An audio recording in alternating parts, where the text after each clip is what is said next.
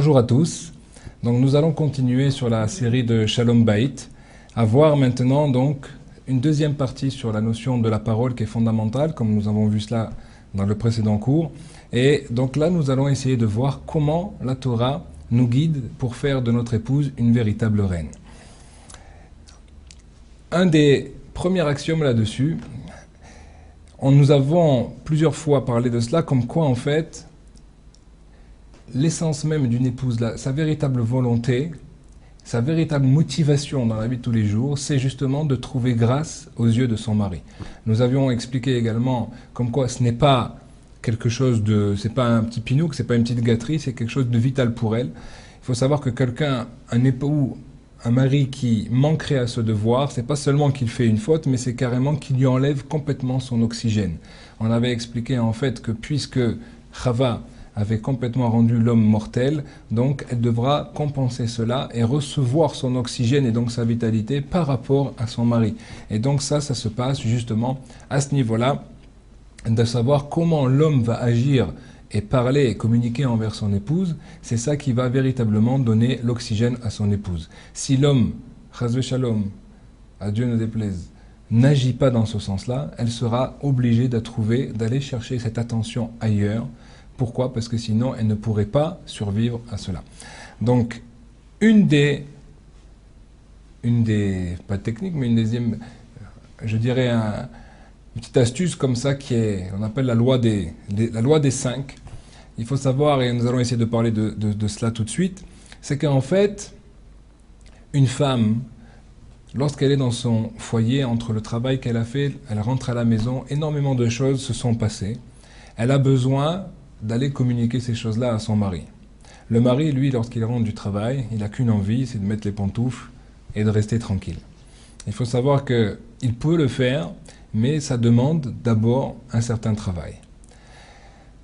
Ce travail-là, qu'on va appeler la loi des 5, c'est en fait de savoir que les 5 premiers regards, 5 premiers mots, les 5 premiers compliments et les 5 premières minutes sont fondamentales lorsque l'on va rentrer dans un foyer. Et je m'explique. Il faut savoir en fait que une femme attend, lorsque le mari rentre, qu'il y ait maintenant une attention, qu'il y ait maintenant un moment particulier.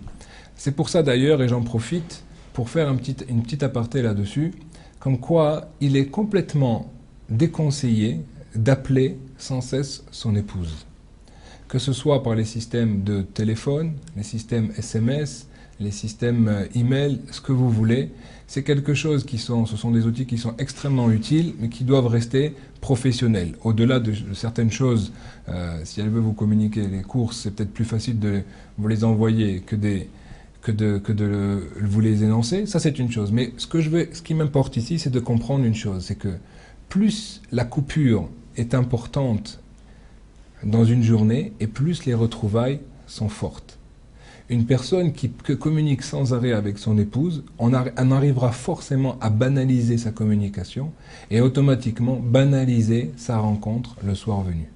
Donc voilà pourquoi il est primordial d'appeler une fois par jour son épouse, ça c'est clair, lui demander comment elle va, qu'est-ce qui s'est passé, prendre un petit peu la température de la maison, faire cela en milieu de journée, savoir et avertir toujours son épouse lorsque nous allons rentrer et ne pas faire de surprise là-dessus, car il est important que la femme également se prépare à cela, puisqu'elle a un rôle extrêmement important à jouer également dans la façon dont elle accueille son époux, parce que lui aussi a besoin d'être accueilli.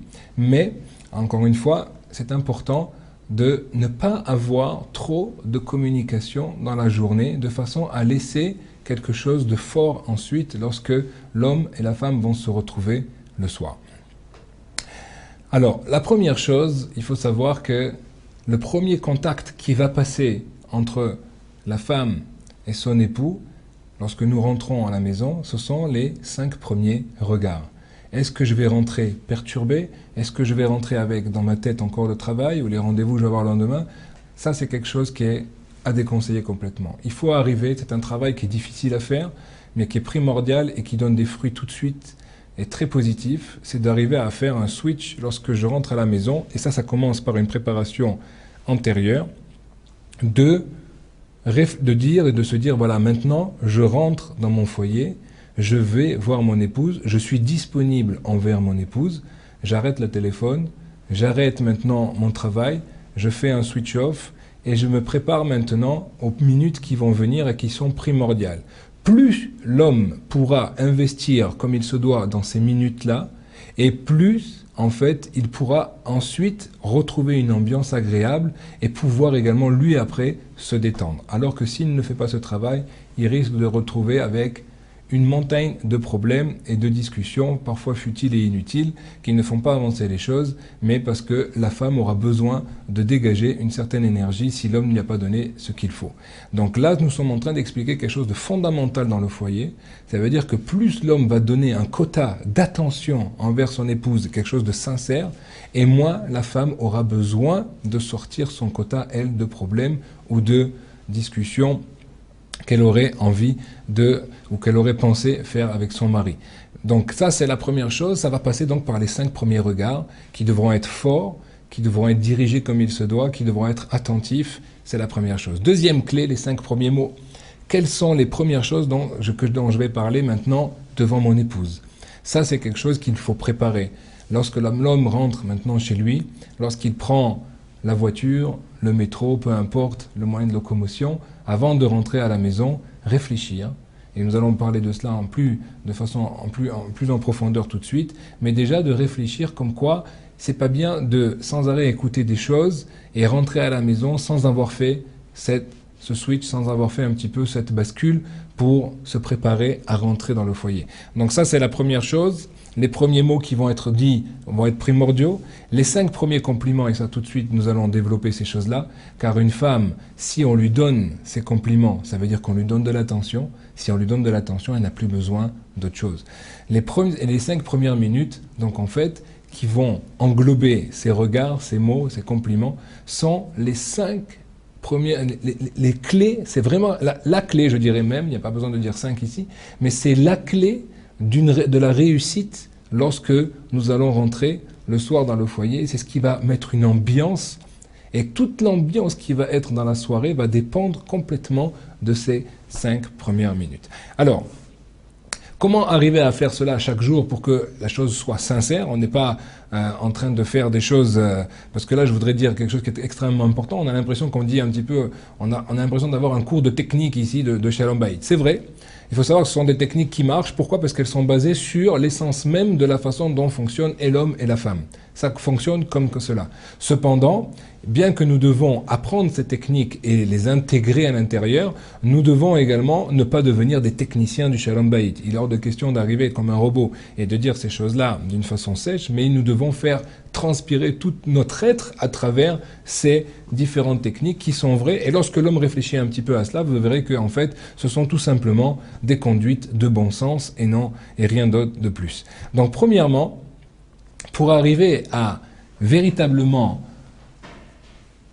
donner cette ambiance-là, se préparer à cela, il est extrêmement important, et comme ça nous le verrons dans tous les sujets de la Torah, de passer par une phase de Hitbonenut, une phase de réflexion. L'homme doit réfléchir tous les jours à son foyer. Combien il peut, ça dépend. Plus il pourra consacrer de temps à cela, et plus la réussite de son Shalom Bayit en dépendra.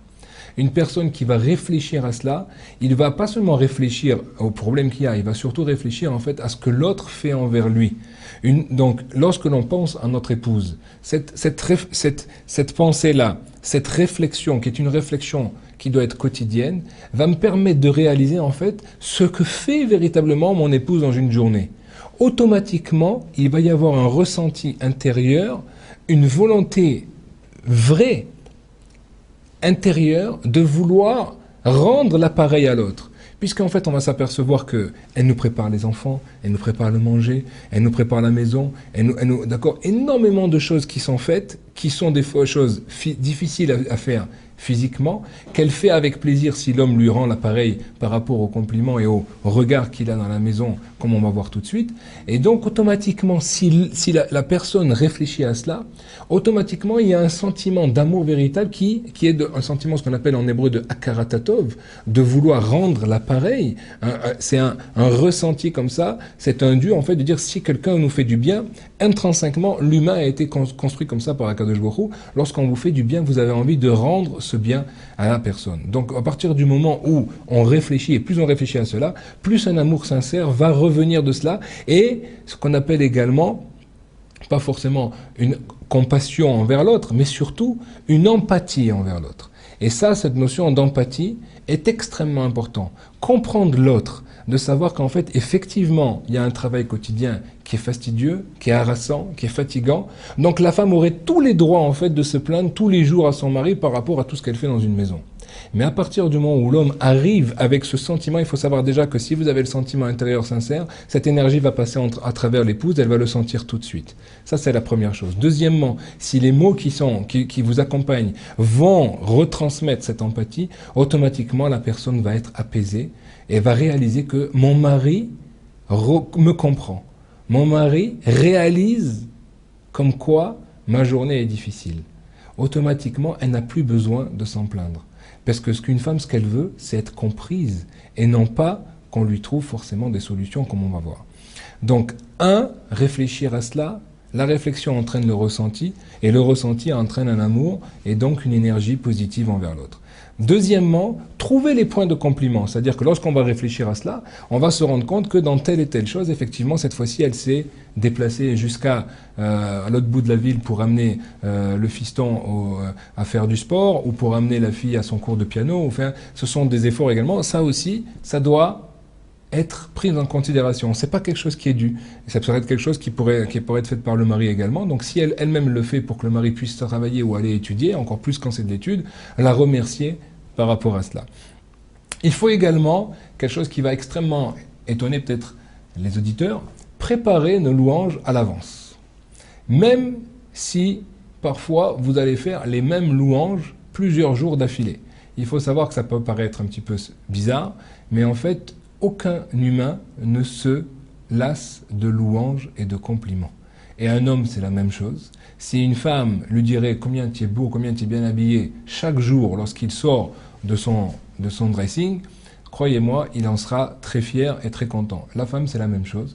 À partir du moment où on réalise tout ce qu'elle fait et qu'on complimente ce qu'elle fait, ça peut être dans des agissements, ça peut être dans une organisation, ça peut être dans toute l'ordonnance qu'il y a dans une maisonnée, ça peut être également, et ça c'est primordial comme on avait vu dans les précédents cours, combien elle s'habille pour nous, combien elle se parle pour nous, combien elle se fait jolie pour nous, combien elle arrange toutes les choses qui nous entourent pour que ça soit agréable pour nous. Donc ça, c'est quelque chose de fondamental. Et donc, on peut préparer nos louanges, puisque si on a réfléchi à ce qu'elle a fait dans une journée, et que donc je peux savoir que sur tel et tel point, elle a vraiment, lui revient de droit tel et tel compliment ou telle et telle louange par rapport à des bonnes actions ou des bonnes midotes. Elle a été patiente, elle a su attendre maintenant un enfant pour pas que l'enfant lui-même après revienne tout seul. Nous a permis à nous, elle a été attentive de savoir que voilà, tel et tel jour, j'ai tel ou tel, j'ai mon sport ou j'ai mon étude, donc elle va me préparer elle-même des choses pour que je puisse ne pas perdre de temps et des choses comme ça. Ça aussi, ce sont des choses qui sont extrêmement importantes de voir dans tous les différents détails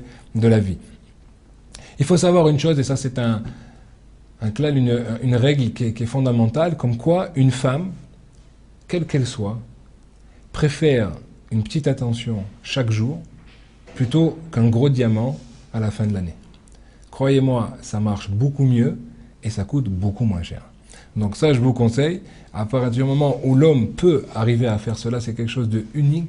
Il faut savoir que parfois, et ça malheureusement ça a été aussi perdu, lorsque le mari a besoin de se déplacer, d'accord, à l'extérieur d'une ville, eh ben, d'envoyer une petite carte, vous allez me dire une carte postale, mais ça se fait plus aujourd'hui. Aujourd'hui, on est dans les SMS, on est dans les emails, etc.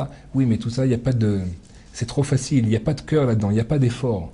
Une femme qui reçoit une lettre ou un petit mot, même de son mari, c'est là que c'est important. Pourquoi est-ce qu'on trouvait les forces lorsqu'on était entre le mariage, d'accord, ou avant, juste avant le mariage, dans le shidur, ce qu'on appelle les fiançailles, entre guillemets. Donc là, on était capable d'envoyer des lettres, des bonnes choses, de faire plein de choses et des fleurs. Et pourquoi est-ce qu'on le ferait pas après? C'est après qu'on doit commencer à le faire. Parce qu'avant, il n'y avait pas d'intérêt, on n'était pas touché par quoi que ce soit, on était tout seul. Alors que là, maintenant, on se dit, bon, mais maintenant on est marié, donc c'est normal. Non, il n'y a rien de normal.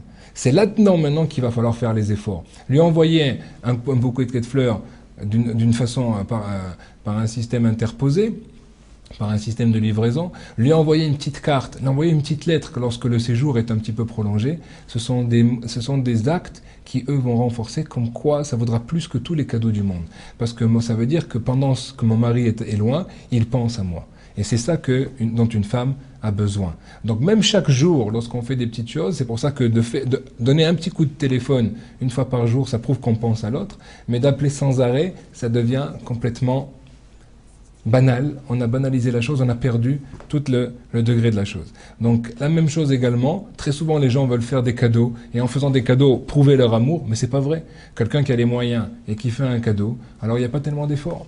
Alors que quelqu'un qui fait l'effort de tous les jours essayer de voir qu'est-ce qui ferait plaisir à mon épouse, et c'est ça le véritable don, c'est devancer ce que l'autre a besoin avant même qu'il ne le demande, alors là, nous touchons des points sensibles, là nous construisons complètement le mur d'amour qui va consolider le foyer et qui sera inébranlable dans les années qui suivent. Donc, ça c'est une chose qui est extrêmement importante. Donc pour résumer en fait ce cours, il faut comprendre qu'une femme, en fait, elle n'a pas besoin de solution. Vous savez que l'homme, qui est lui, le côté de l'action, lui, il est vers l'extérieur, c'est lui qui travaille. Dans tout ce qu'il fait dans son travail, c'est trouver des solutions. Lorsqu'il vient au foyer, quand il rentre chez lui, il doit inverser cette machine. Il doit inverser cette machine, justement, et c'est difficile parce que dans son être intrinsèque, l'homme, lui, est là pour justement gérer les problèmes. Alors que lorsqu'il rentre dans un foyer et que la femme se plaint, alors il va vouloir lui donner maintenant des solutions. Or, une femme n'a pas besoin de solutions, elle a besoin d'attention. Elle a besoin d'être comprise.